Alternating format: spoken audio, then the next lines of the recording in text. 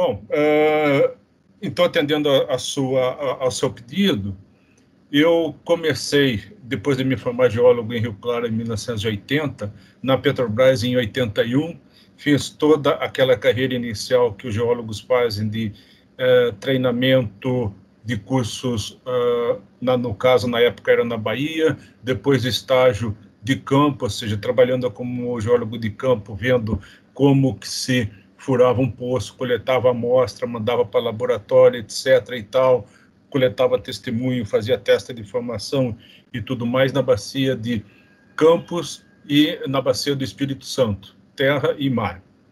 Depois eu fui convidado para vir no centro de treinamento que chamava, na época, aí, seria anterior à Universidade de Petrobras, fiquei um ano e pouco, e depois fui transferido para a Geoquímica em 84. A Geoquímica é a gerência do SEMPS, que se encarrega de fazer caracterização geoquímica dos óleos, gases, identificação de rochas geradoras, e eu permaneci lá de 84 até 2016. E nesse meio eu fiz meu mestrado no Instituto de Geociências, aí na UFRJ, abordando uma transição entre estudo de ambientes deposicionais e geoquímica, né, usando biomarcadores, isótopos de carbono, coisa assim. Depois, logo em seguida, fui fazer meu doutorado em Indiana, e aí eu me especializei na parte de análise de compostos individuais, principalmente na parte de carbono, isótopos de carbono e hidrogênio. Depois disso,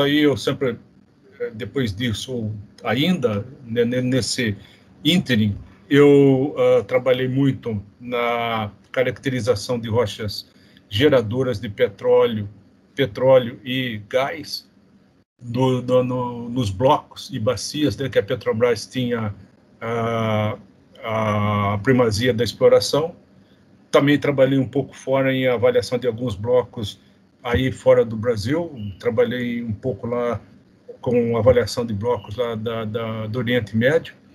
E aí, voltando no ponto específico ali da geoquímica, eu trabalhei muito nos últimos anos na parte de avaliação de gases naturais. Aí já não era mais só hidrocarbonetos. Aí era avaliação, identificação de origem e tipologia das ocorrências, além dos hidrocarbonetos gasosos, de CO2, que é um problema sério em algumas bacias, como a gente vai ver em Santos, que em alguns lugares chegam a 80% do volume de gás composto de CO2, nitrogênio, hidrogênio e H2S. E aí me aposentei da Petrobras, aí eu fui trabalhar, hoje eu sou consultor na Ecopetrol, na parte aí de exploração, e também estou desenvolvendo um projeto de pesquisa juntamente com vários colegas, um projeto multidisciplinar para identificar o ambiente geotectônico da origem de CO2 em bacias sedimentares. Então, esse daí é um sumário. Tá? Bom, acho que deu 5 minutos, eu vou começar, então, a falar sobre os hidrocarbonetos gasosos, e, logicamente, vocês podem me interromper na hora que tiver apresentando algum gráfico, alguma coisa que não entenderam direito, que eu não expliquei de acordo, porque depois, e pode perguntar no final também, mas em algumas situações pode ser depois difícil de retornar, né? Então, pode ficar à vontade. Aí eu vou fazer aqui tentar aqui retornar aqui ao... estão vendo aí? Alô? Sim. Tente colocar... Está em PDF? Está em PDF. Está em PDF. Tá jóia. Tá, então vamos lá. Eu vou iniciar, então, com os hidrocarbonetos gasosos, e eu vou falar basicamente da assinatura genética, como que a gente faz para reconhecer a origem desses gases hidrocarbonetos. E normalmente a gente trabalha na fração C1, C4. C5, em alguns casos, tem alguns que colocam também no bolo aí da interpretação, mas é mais raro porque ele pode ser líquido em condições de ambiente, né, de temperatura e ambiente, de temperatura e pressão de ambiente. Então, normalmente a gente não usa C5+, tá? Então, basicamente, quando a gente fala em assinatura genética, a gente está falando de origem e da evolução térmica. E, basicamente, esse é um esquema geológico muito simplificado, mas, essencialmente, o que as empresas de petróleo buscam são as associações facilmente reconhecíveis de estruturas que podem conter gás ou petróleo, os dois juntos, né, que são esses anticlinais. Vocês conseguem ver aqui o meu cursor ou não? Sim, sim. Dá para ver, né? Então, esse conventional non-associated gas o gás pode ocorrer sozinho, né, em acumulações, na forma aqui de trapas estruturais ou variações de faces, que eu não vou entrar em detalhe, e ele também pode acontecer no lado extremo direito aqui da figura, o conventional associated gas, associado a óleo. E dependendo, logicamente, das condições de pressão e temperatura do reservatório, que são sempre maiores que a da superfície, quando a gente produz óleo, esse óleo também está com uma parte em gás, que abaixou a pressão, esse gás vai ser desmisturado, né? Vai ser exsolvido, e aí, na realidade, se você calcula embaixo um barril de óleo, a hora que ele chega à superfície, por conta dessa exsolução, você tem menos do que um barril. Então, esse é mais um ponto aí, um detalhe, né, na avaliação de volumes de jazidas que a gente tem que prestar atenção. E o gás também pode estar associado a sistemas não convencionais, associados a carvão. Os carvões têm uma porosidade, um sistema poroso muito extenso, muito bem feito, é um queijo suíço em miniatura, né? E uma boa parte da matéria orgânica desse carvão, que normalmente carvões são derivados de vegetais superiores, com a temperatura e pressão pode se transformar em gás, e esse gás fica adsorvido no carvão. Então, se você usar alguns métodos não convencionais de recuperação, você pode ter recuperação de metano, principalmente ali. Tá? E essa é a explicação de por que, de vez em quando, explode uma mina de carvão. Quando os carvões têm essa quantidade de gás adsorvido muito grande, e por algum motivo não se conhece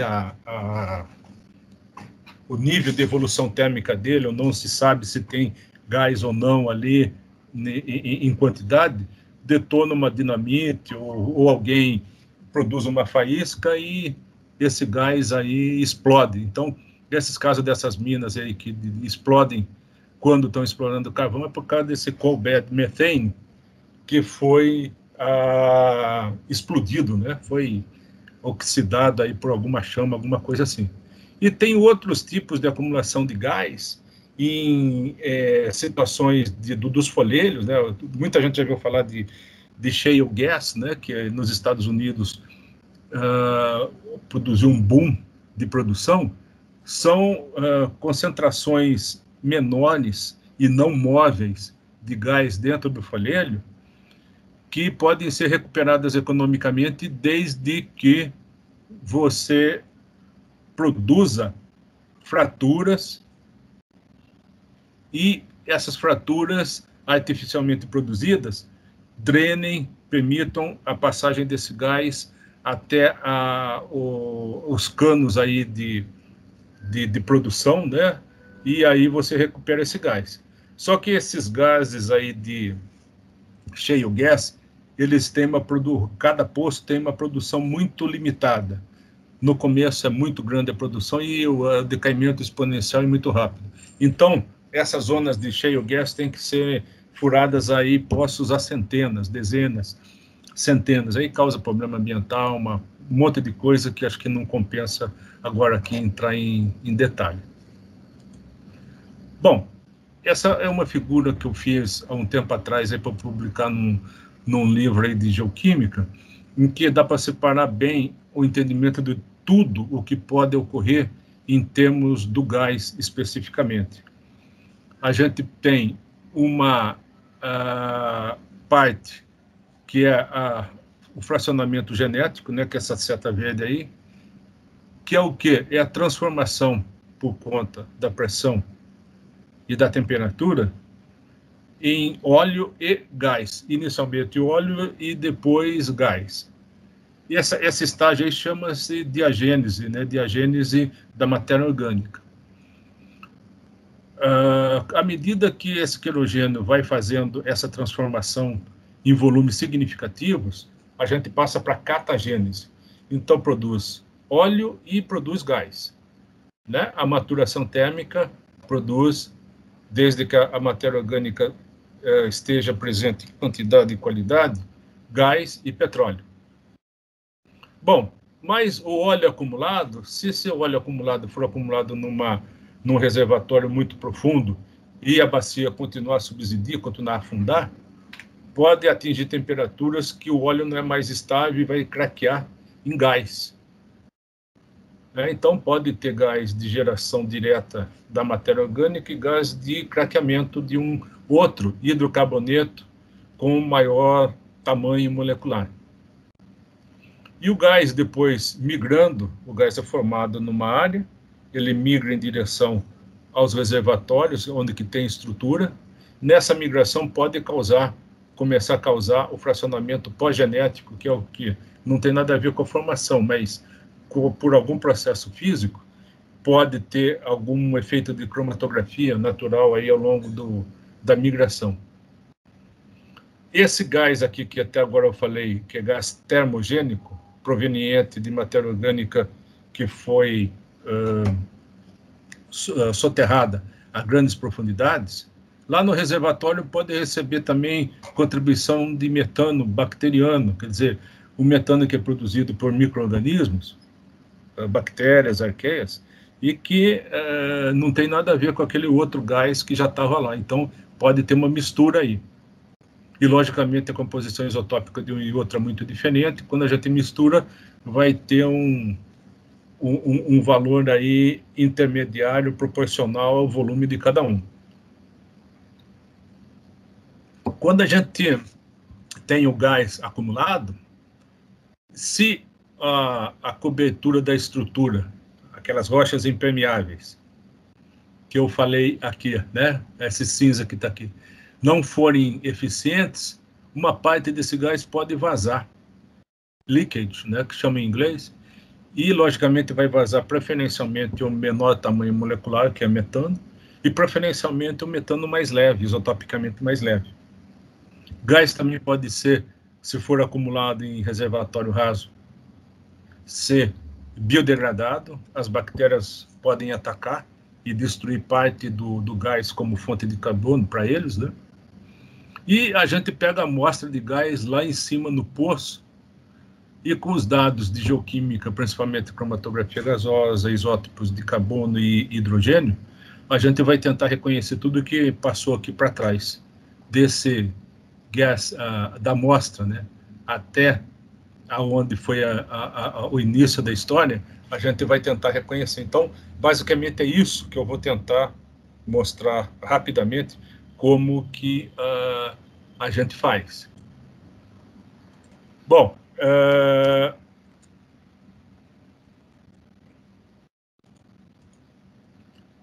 a origem, então, como eu já falei, início da história, a gente tem 3 grandes grupos que a gente pode dividir. O biogênico, ou microbial, produzido por micro-organismos, isso tem que ter temperaturas abaixo de 80 graus, o ideal é em torno de 40, por aí. O termogênico, que também é de matéria orgânica, mas é matéria orgânica morta, que sofre o craqueamento desse querogênio, né, que é o geopolímero aqui dessa matéria orgânica, ou pode ser o craqueamento do hidrocarboneto mais pesado, de cadeia mais longa ou de estrutura mais complexa, que tem menor resistência à evolução térmica. E tem também aí um tipo de hidrocarboneto que é chamado abiótico, que é derivado das reações químicas, principalmente daquele tipo Fischer-Tropsch ou Sabatier, e que não envolve matéria orgânica, basicamente é uma fonte de carbono que pode ser CO2 ou CO, agindo com hidrogênio, alguns metais aí catalisadores, e formar esse metano biogênico. Mas, até agora, ninguém ainda mostrou ou confirmou alguma reserva economicamente aproveitável de gás abiogênico, que tem formação natural, tem. Dá para fazer em laboratório? Dá. Alguns países, quando se viram privados aí de um suprimento regular de petróleo, usaram esse processo aqui que esse alemão inventou, Fischer-Tropsch, esses, né, para fazer gasolina ou diesel ou mesmo gás, mas é desvantajoso energeticamente. Só país que está em guerra ou que tem embargo econômico, que não está interessado no preço, mas no produto só, que vai fazer isso daí. Bom, aí produtores aí de gás biogênico, né? Essa simbiose que tem dentro do trato digestivo aí de ruminantes produz aí muito gás, tá? Então,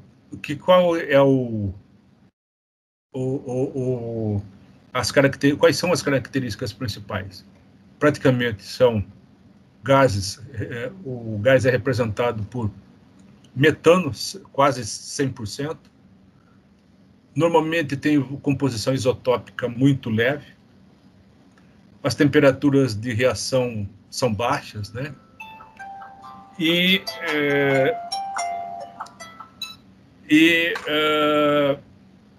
Tem esse tipo aqui de bactéria e de arqueias aqui que formam, são 50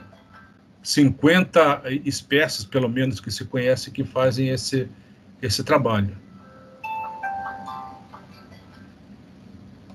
Bom, aqui está o processo de formação no biogênico, são dois tipos, basicamente redução de CO2, né? O craqueamento aqui de acetato e basicamente formando metano, né?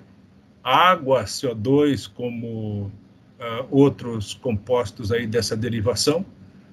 E em 2006, o pessoal lá do Marum mostrou que também poderia ser, teoricamente, formado C2, C3, mas isso é um negócio assim tão raro e numa quantidade quase micromolecular, que é só uma curiosidade, não é não se tem ideia de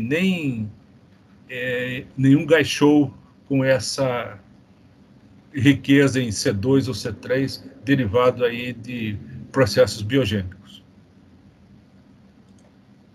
Só para vocês terem uma ideia, né?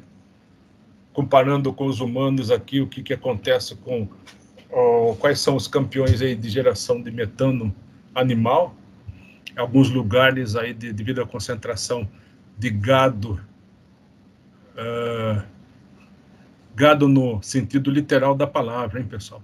Gado de vários tipos podem produzir um efeito devastador aí na atmosfera, né? Aqui tem as porcentagens aqui da onde pode produzir aí esse CO2 aí natural, né? Ó, formigas, os hidratos de metano dos oceanos, essas áreas pantanosas, correspondem praticamente a 1/4 desse volume produzido. E o resto tudo é produção aqui realmente antropogênica, né? E percebam que a fermentação entérica não é de se desprezar.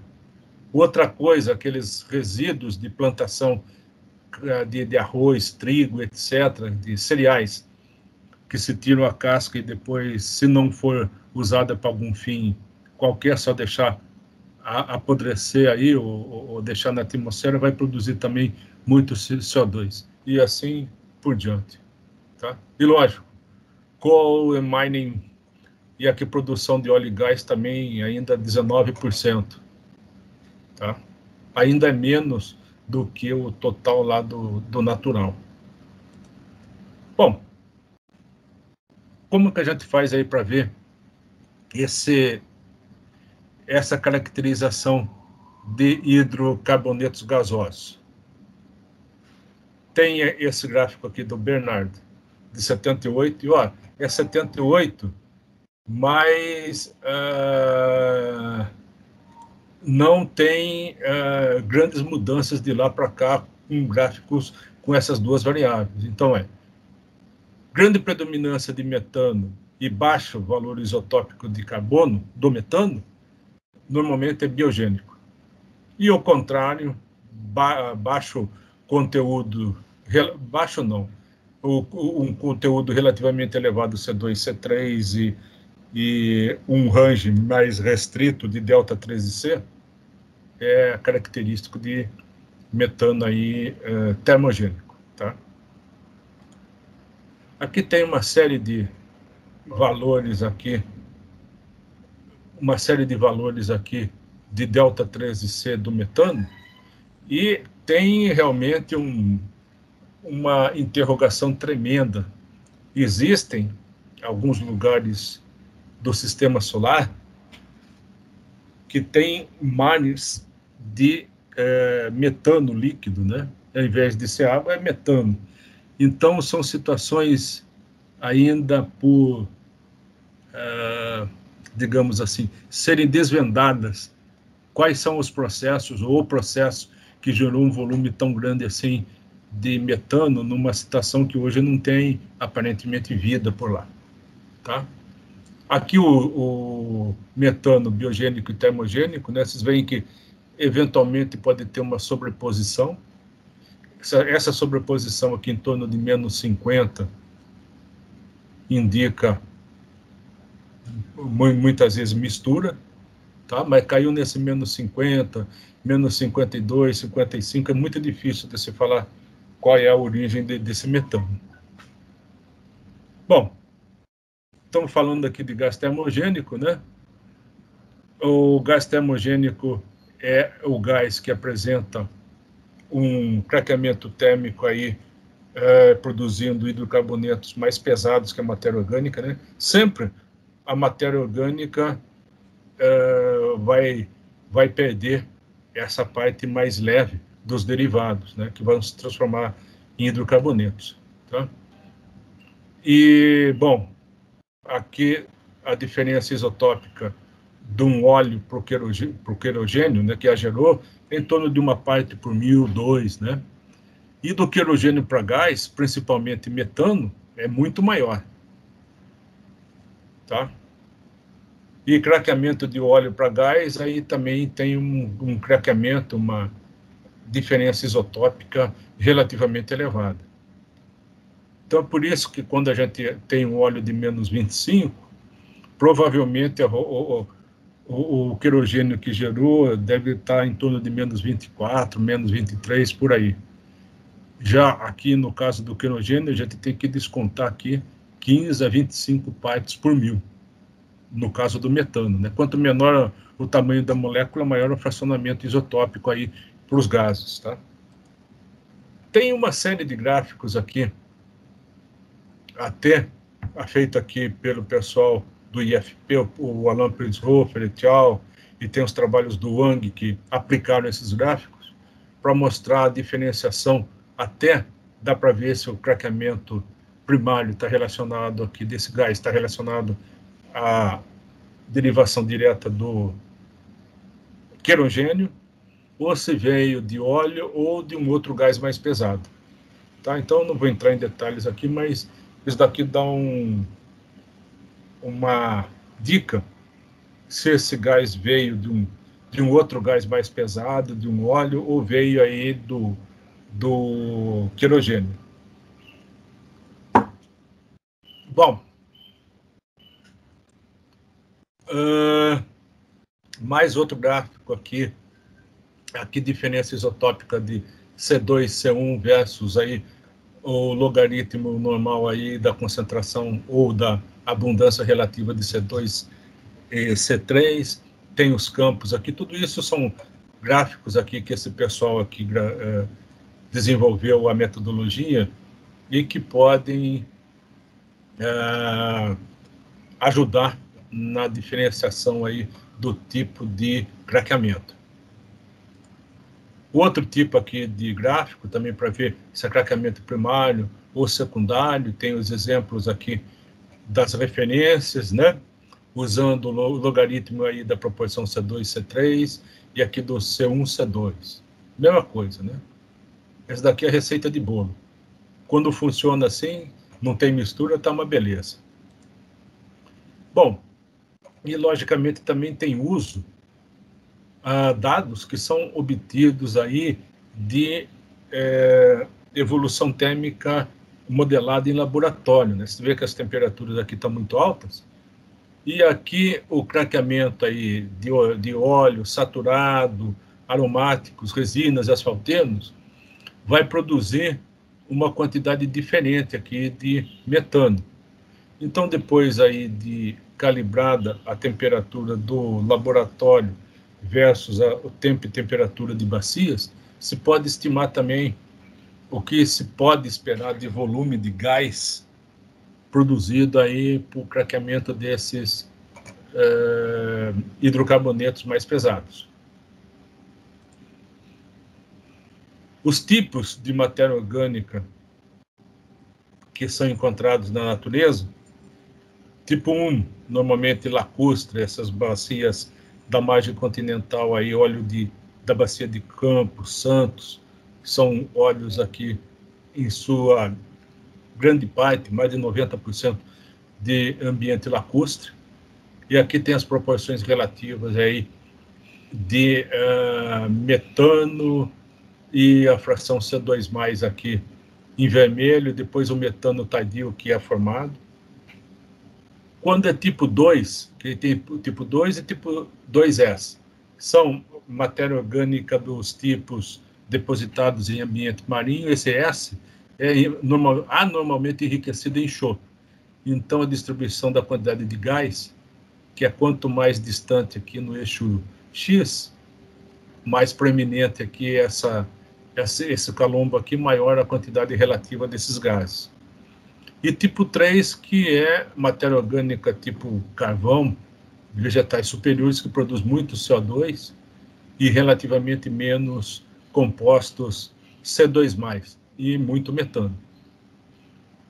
Se vocês prestarem atenção, o metano ele é encontrado na bacia desde em zonas muito rasas, pode ser encontrado em zonas muito rasas e com baixas temperaturas. Ele pode ser encontrado em situações intermediárias junto com petróleo e pode, no final das contas, em bacias muito profundas, em reservatórios muito quentes, também é o mais estável. Então, o metano é o gás mais simples e é o mais ubíquo na natureza e o mais difícil de ser interpretado. Deixa eu fazer uma pergunta. Vocês estão escutando, estão acompanhando aí a apresentação? Hã? Sim. Se tiver meio esotérico, pode perguntar. Bom, aqui, esse outro gráfico aqui dá uma noção muito boa. A quantidade de hidrocarbonetos gerados aqui no lado esquerdo. O RO é a reflectância de vitrinitas, que nos dá uma ideia do tempo e temperatura que uma determinada matéria orgânica foi submetida, e ela vai aumentando ao longo do tempo, ou da temperatura, ou dos dois, e a gente, com ela, calibra o intervalo, a janela de geração de óleo e de gás. E quando a gente coloca esse gráfico da esquerda correlacionado com esse da direita, aqui a gente tem, aqui no topo, a porcentagem de metano, e na lateral aqui, eixo Y, aqui, o delta 3 de C1, que é a do metano. Então, a gente pode ver as diferentes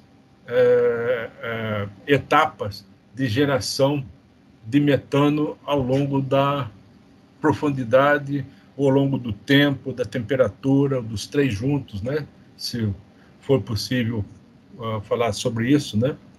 Que a gente pode depois rastrear e buscar mais volumes aí acumulados. Aqui um outro gráfico, aqui só no caso usando delta 13C do metano e delta D, aqui já isótopo de metano, de deutério e metano.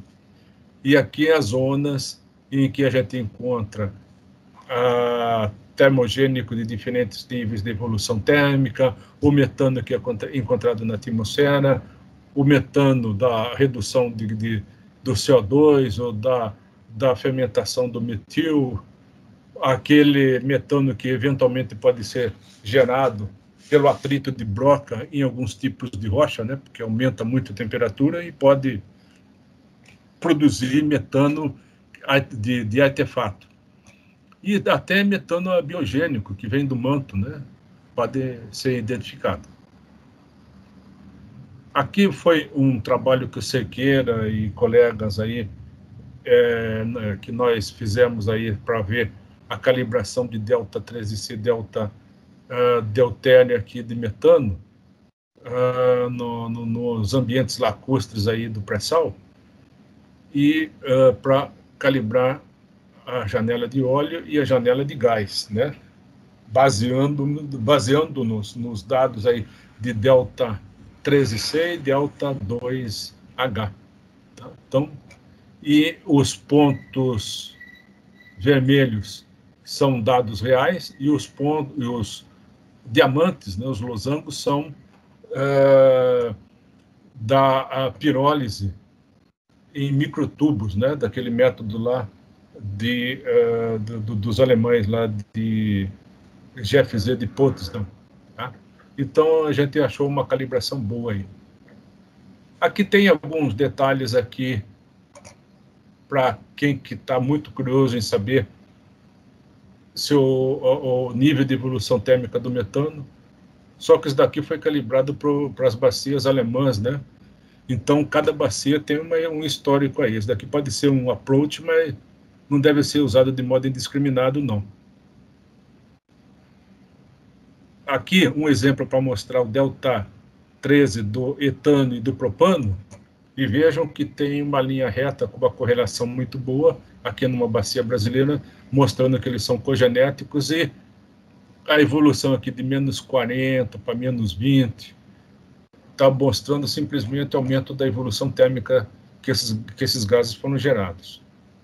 Tem gráficos aqui para ver também, fazer a correlação genética ou caracterização de gases, que é esse do Chung, que é aqui o inverso do número de átomos de carbono da molécula versus o delta 13C dela. Deu uma linha reta assim, está vendo, tem mais do que um ponto, são gases cogenéticos com a mesma história de evolução térmica. Situações aqui, quando se tem perturbação na evolução térmica de uma bacia, como tem intrusões ígneas, né, magma, rocha fundida entra nas geradoras ou nas proximidades, dependendo do volume dela, pode alterar e inverter. Normalmente o metano é sempre isotopicamente mais leve que os outros aqui, mais negativo. Aqui, quando tem essa inversão, é para desconfiar de alguma coisa diferente. E aqui, no caso da Bacia do Paraná, foram as intrusões que fizeram esse estrago. Aqui, só para dar um exemplo aqui dos casos abióticos, aí, estão enxergando a chama aí? Isso daí está saindo do chão numa área lá acho que é da Turquia, que chama Quimera, e isso é totalmente inorgânico. Então, as dicas, os hidrocarbonetos inorgânicos, principalmente metano, têm a composição isotópica de carbono muito pesada. Normalmente estão associados com o hélio, com uma composição isotópica também característica do manto, e segue uma distribuição aí probabilística de formação das cadeias moleculares aí que chama ASF, né, Anderson, Schultz, Flory.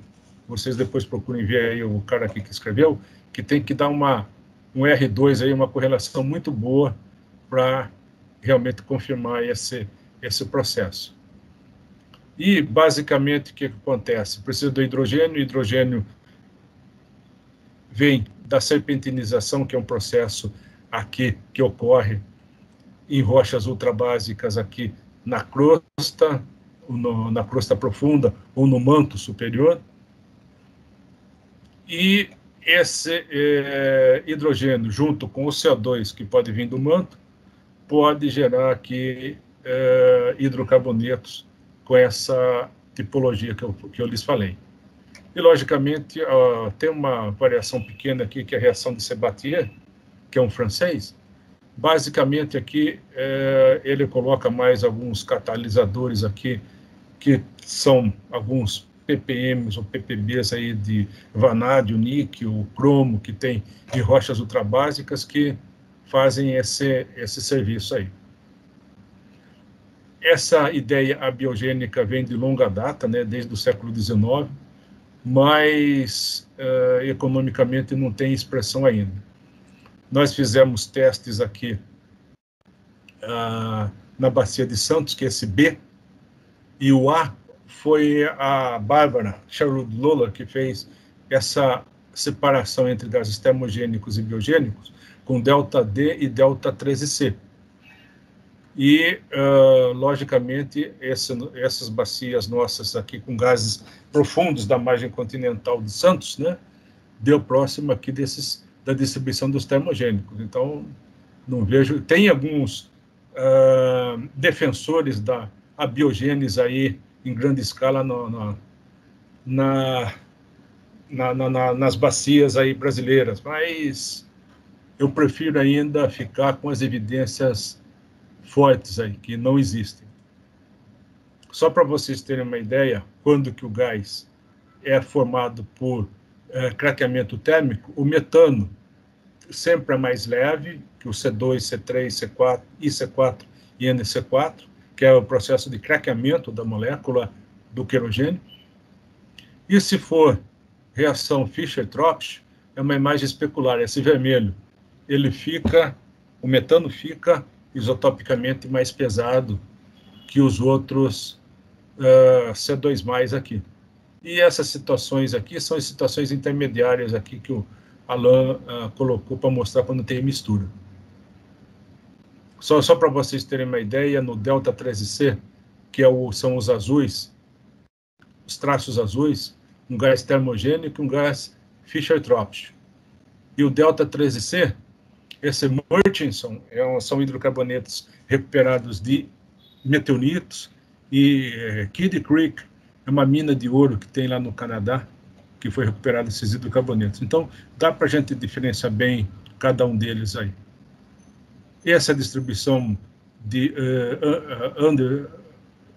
aqui eu falei lá atrás Anderson, acho que é Alisson, desculpe, Alisson Schultz Flory.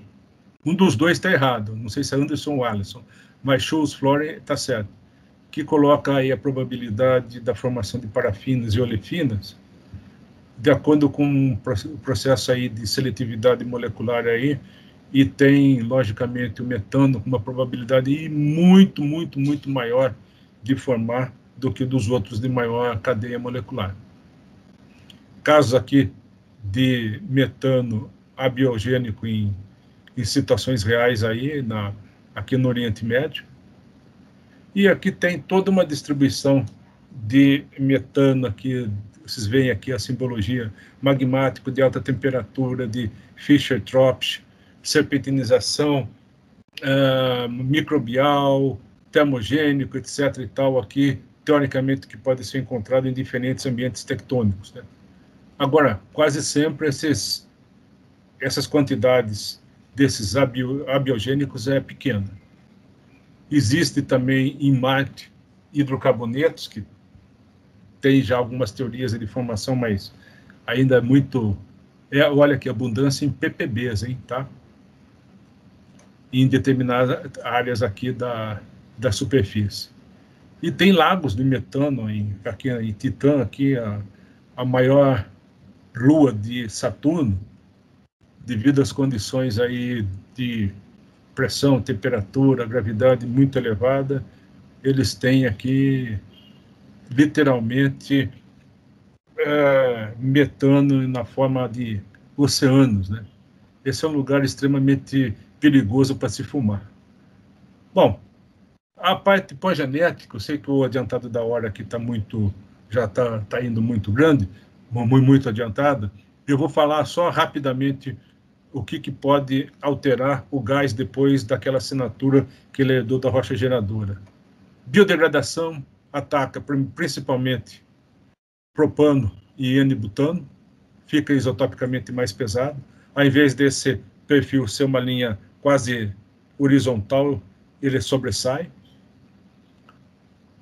A biodegradação também pode ser identificada com a redução da proporção de C3 na mistura gasosa e natural.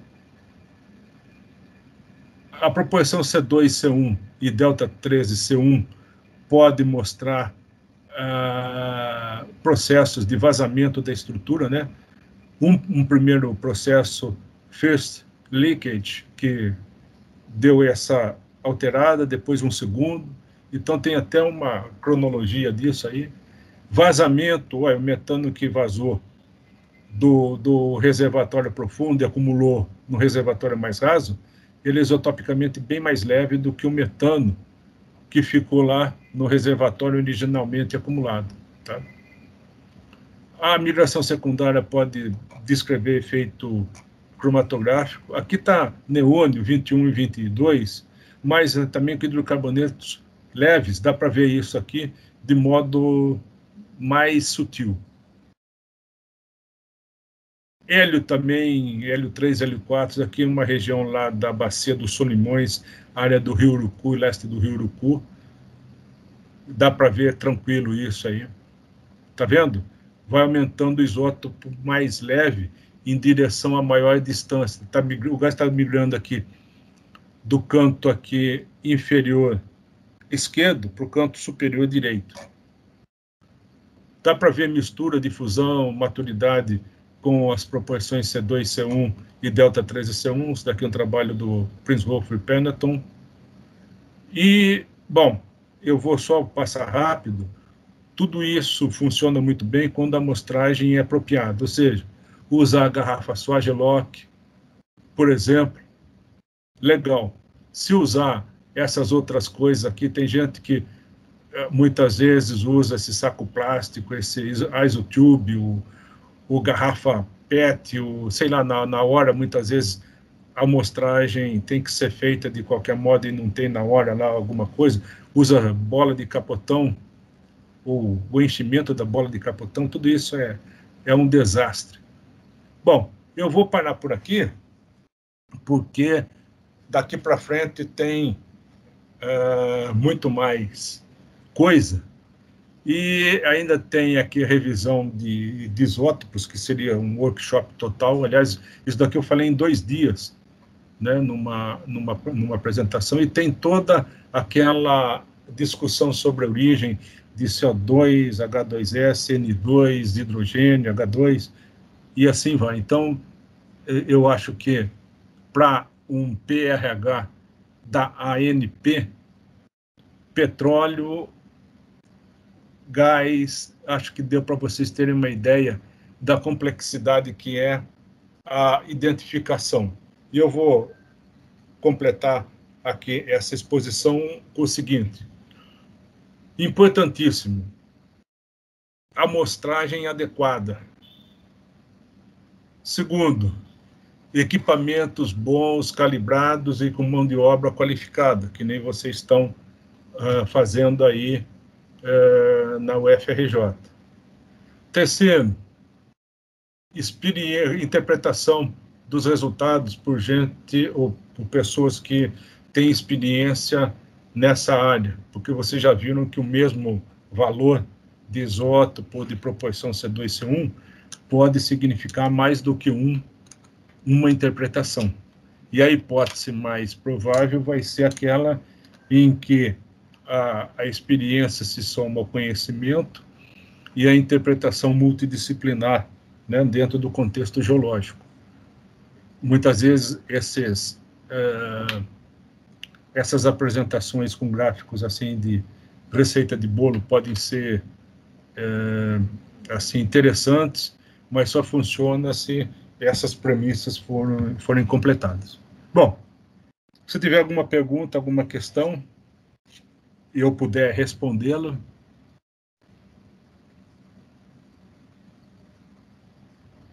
Obrigada, Eugênio. Adorei a tua palestra, foi muito enriquecedora. Agradeço a oportunidade de você falar um pouco para a gente. E a gente tem duas perguntinhas no chat. A primeira é da Michele. Michele, você prefere que eu leia ou você quer perguntar?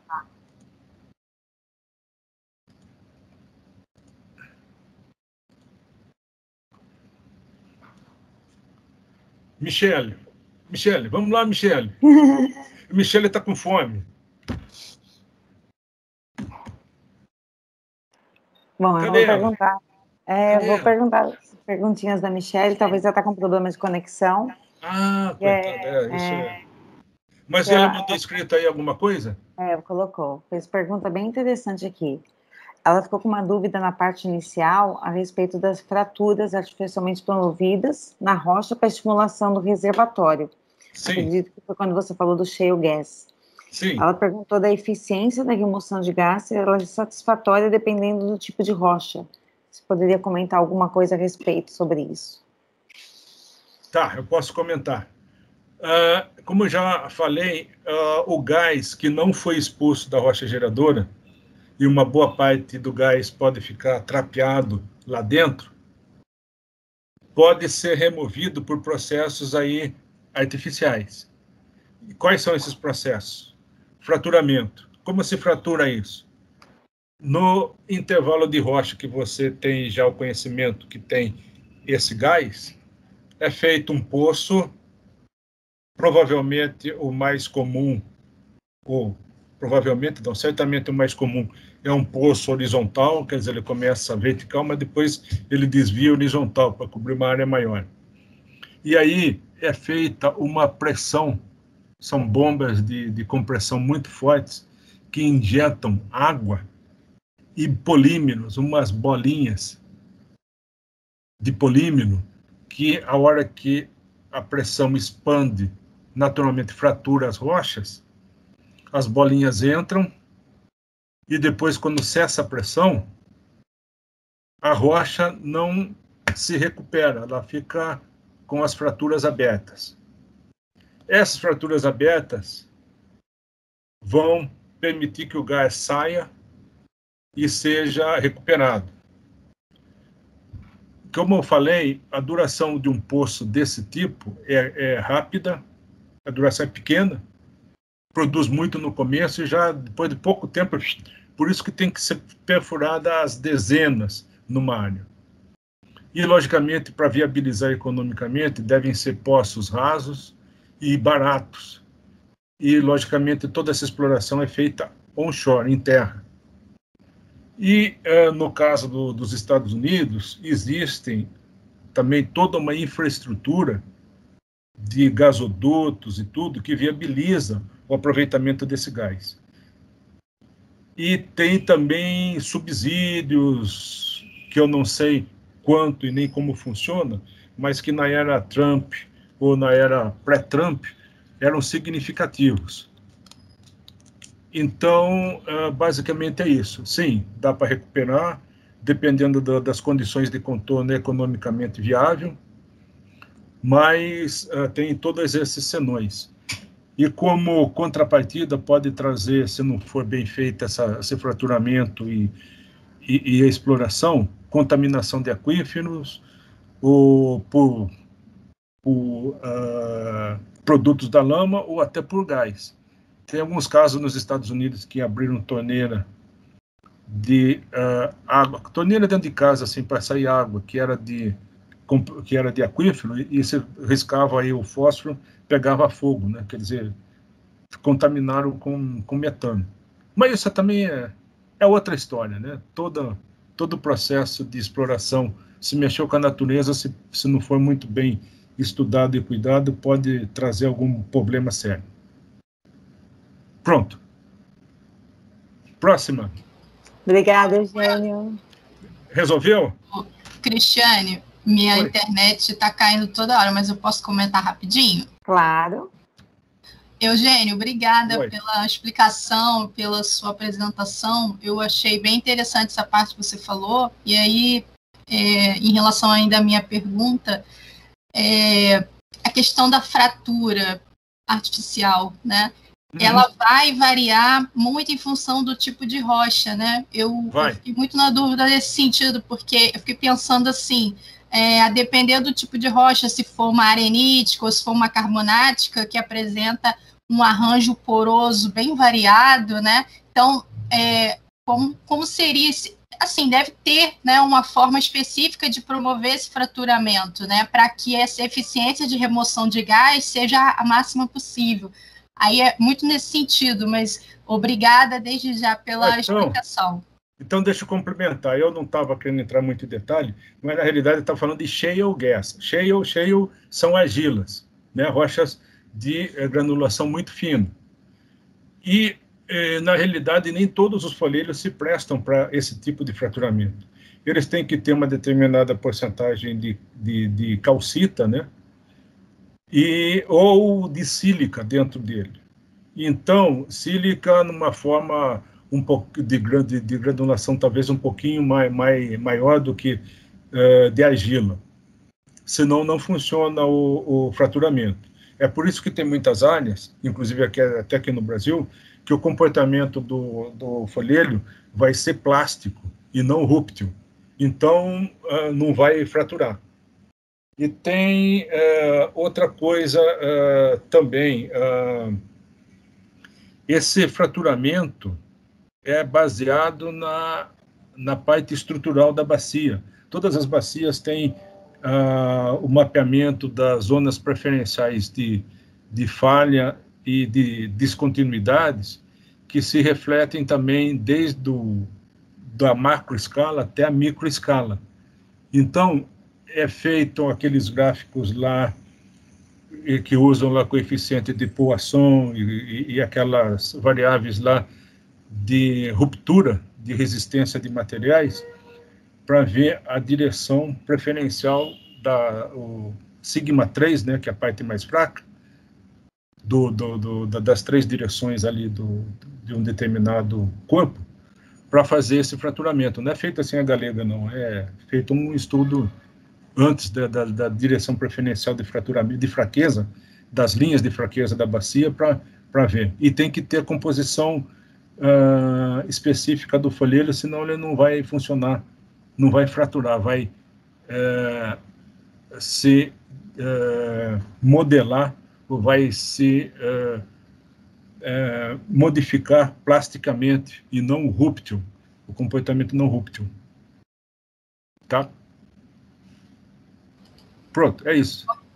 Obrigada, Eugênio. Muito interessante essa parte. Obrigada. Nada.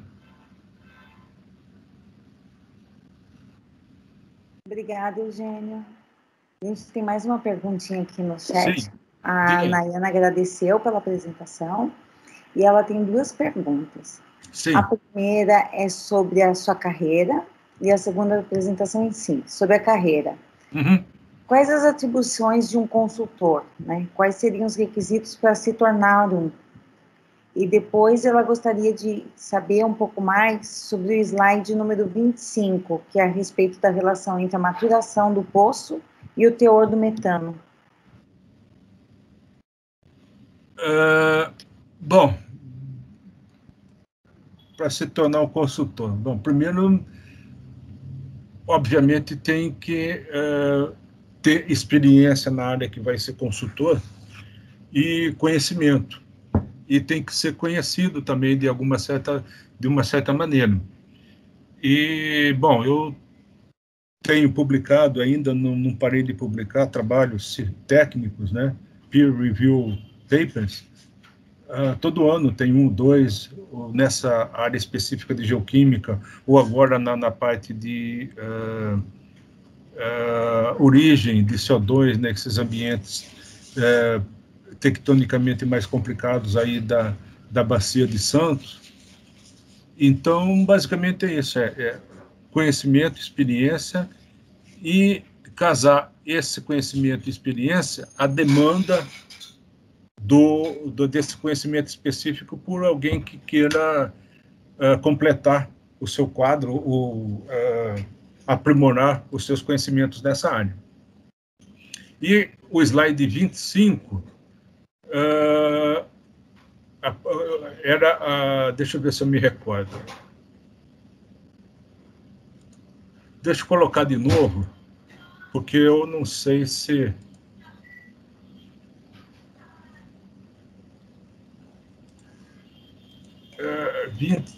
quantidade de metano.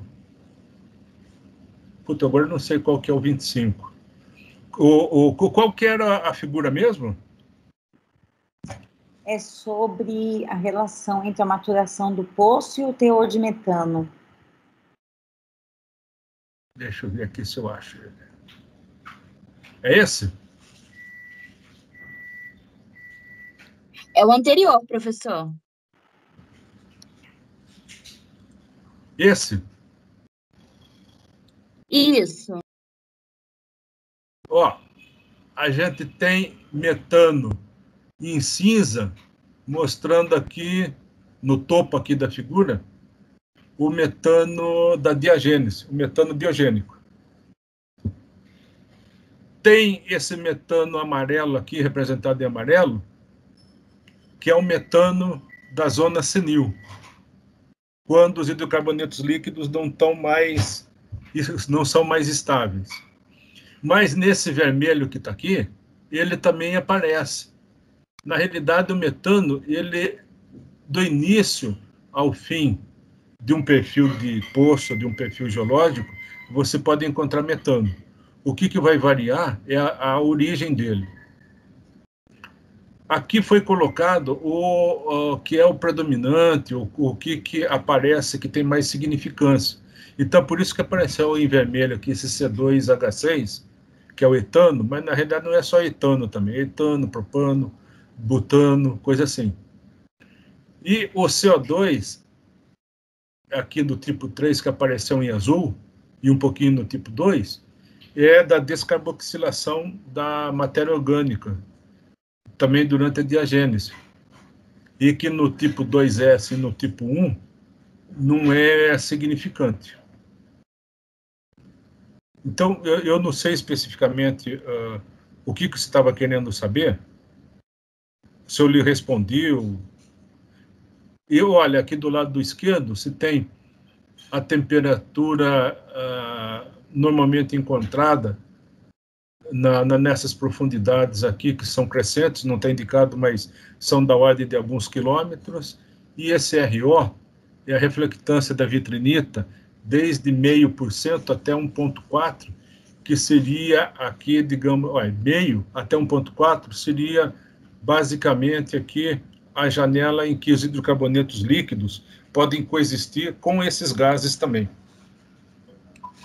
Abaixo de 0,5 não tem geração termogênica, e acima de 1,4 começa a craquear a fase líquida e vai produzir os óleos cada vez mais leves, e a partir de 2% de reflectância de vitrinitas, só os gases vão estar presentes. E vai cada vez mais aumentando a proporção relativa de metano, porque é o gás mais estável a altas temperaturas. ele pode ficar estável aí até 700 graus centígrados, coisa assim. Em Poços, o recorde que eu já li é em torno de 300 graus, você ainda recupera metano. Tá? Muito obrigada, professor, porque com esse slide e o seguinte, eu tinha entendido que só em poços de maturação baixa é que... Isso, exatamente. É que, tá vendo? Maduro, óleo. É isso que eu... Como se fosse super maduro, gás. E não maduro, só que é o metano biogênico. É isso que confundiu um pouquinho a minha cabeça, mas foi. Muito obrigada. Nada, então, aqui para completar rapidamente. Essa zona imatura é a zona que só tem metano biogênico. O que eu estou dizendo que só tem é que tem geração, tá? Que tem geração. Metano biogênico. Quando a gente chega nesse ponto aqui, em torno de 0,5, 5, 0,6, isso depende do tipo da matéria orgânica, por isso que tem essa variação, a gente tem geração de óleo e gás. Esse gás é rico em C2. Quando a gente passa de 1,3, 1,4 para cima que eu digo valores maiores, as temperaturas permitem preservar ou gerar condensado e gases, tá? Só. E se você continuar aqui, indo cada vez mais senil, até os gases C2+, vão ser craqueados e fica só metano.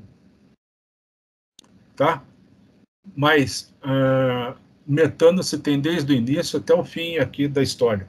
E por isso é mais difícil de interpretar, é mais simples quimicamente, mas é mais difícil de interpretar.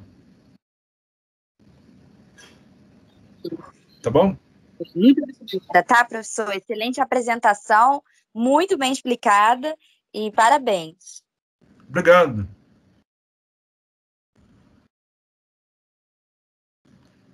Cristina, mais alguma? Oi, Eugênio, temos sim.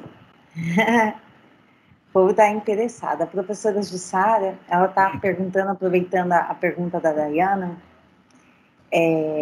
sobre os riscos da exploração ou da remoção de metano com contaminantes sulfurados. De qualquer situação? Isso, os riscos de usar contaminantes sulfurados, né, tanto na exploração e remoção do metano. O risco maior que tem é... Vocês estão enxergando aí? Está aparecendo aqui, sim. Então, o risco que tem em produção de petróleo que é mortal é o H2S. Que todo mundo sabe, né, que isso daí é mortal. E se numa zona que tenha risco de H2S não forem tomados os cuidados necessários, além de estragar o material todo lá as facilidades de produção e de perfuração e tudo, pode matar a gente também, né? E o que é ruim é que depois de uma certa concentração, a gente não sente mais o cheiro dele. E aí é que está o perigo, né? Aí a gente pode morrer sem saber o que matou. E aí, olha que ele faz aqui a corrosão nos pipes aqui de aço, né? Bom, tem os métodos de detecção, etc, e tal, mas basicamente o que a gente tem algum H2S no pré-sal, mas é muito pouco, felizmente é pouco. E a gente identifica a origem dele aí com isótopo de enxofre. Agora, os outros compostos sulfurados têm problema na hora de refino, que aí sim tem o cuidado de retirar o máximo possível compostos sulfurados para evitar aí chuva ácida, evitar outros problemas aí. Mas durante a exploração e produção, o H2S é que é o problema sério.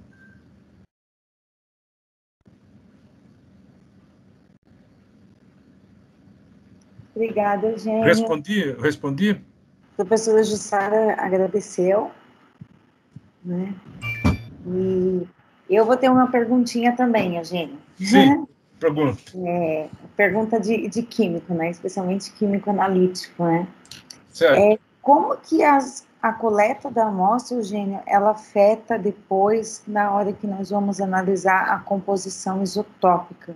Porque a gente passa por vários processos, né?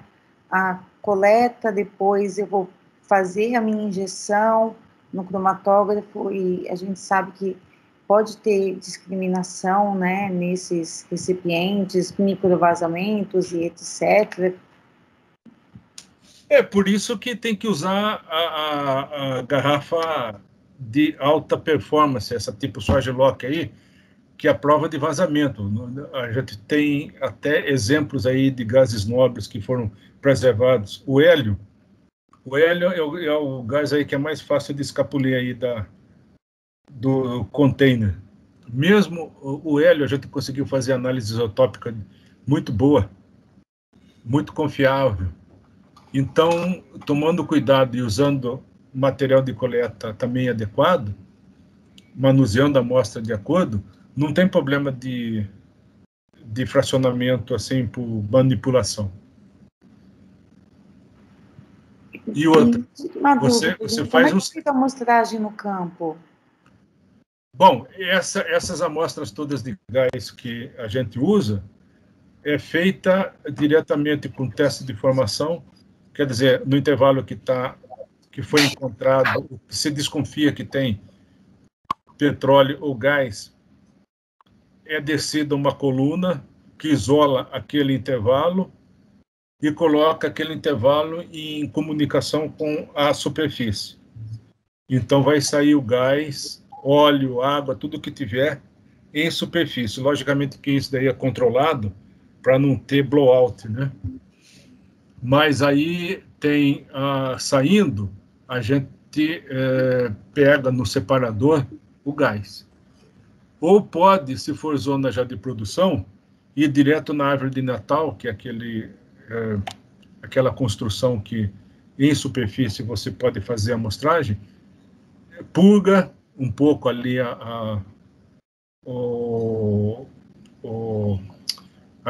aquela árvore de Natal, né, deixa vazar um pouco ali esse gás, alguns minutos, e aí faz a coleta com, se usar esse tubo da Swagelok, com conexões aí também de confiança. E aí transfere o gás aí para a garrafa. E deixa, logicamente, um tempo parado ali. Aí equalizou, fecha a garrafa, fecha lá a árvore de Natal, e aí tem a amostra. E, logicamente, depois leva no laboratório, a gente tem a ideia da pressão que foi feita a coleta. Aí tem o pessoal lá de PVT que coleta uma parte desse gás e coloca em pressão menor. Mas isso equalizando as pressões e evitando qualquer fracionamento. É todo cheio de trick, não é assim, sabe, pegou e... Agora, se é exudação de gás no lago, por exemplo, aí não tem muito problema, você ir embora com uma garrafa de cabeça para baixo lá cheia d'água, põe ali nas bolhas de gás e esse gás vai encher a garrafa e estou falando garrafa, mas tem que ser uma garrafa que você tenha confiança, né? Agora, normalmente, essas exudações, assim que você enxerga a bolha e tudo, são exudações aí de metano ou de CO2.